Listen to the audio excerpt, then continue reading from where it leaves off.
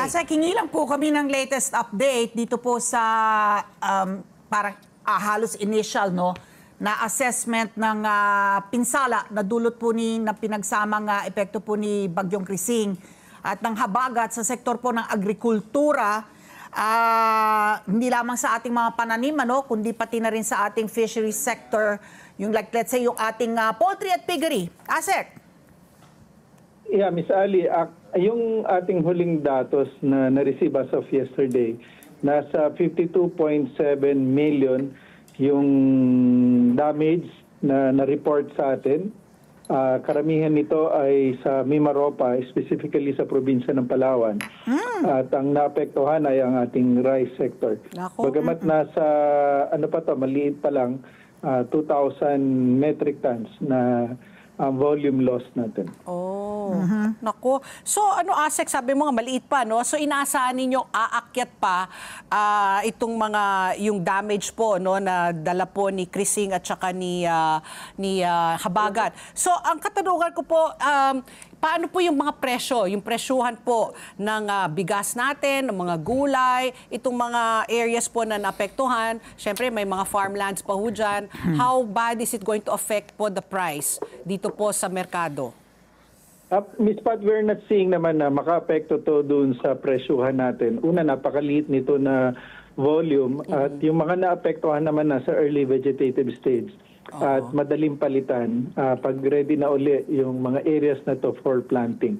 Kumaga mas mabilis po yung recovery this time. Okay. Yan kapag po nalulubog sa tubig baha yung ating mga pananim, rice, corn, ano na ba tayo? May yung flood resistant na variety na po. May ganun ba po ba tayo na ng tinatanim? Yes po, meron na tayong flood tolerant varieties. Pero hindi ganun pa kalawak yung pagtatanim ng ganito po na mga varieties. Of course, yung gusto po ng ating mga farmers, yung nakasanayan po nila na variety na madaling mabenta sa merkado at mas kumbaga yung market yung nagda-drive sa kanila for yung mga varieties na itatanim. So pero Asek, ito po yung ating mga magsasaka po na pinsala, no?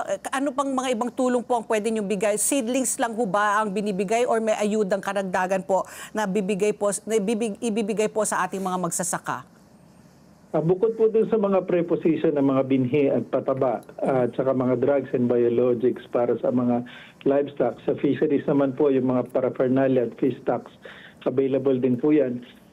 Yung ating pong indemnification sa Philippine Crop Insurance Corporation, normally 10 to 15,000 yan pag na-damage talaga yung kanilang area. At pwede rin naman po silang maka-access sa ating Quick Response Fund pag may mga damage then of course for recovery and rehabilitation.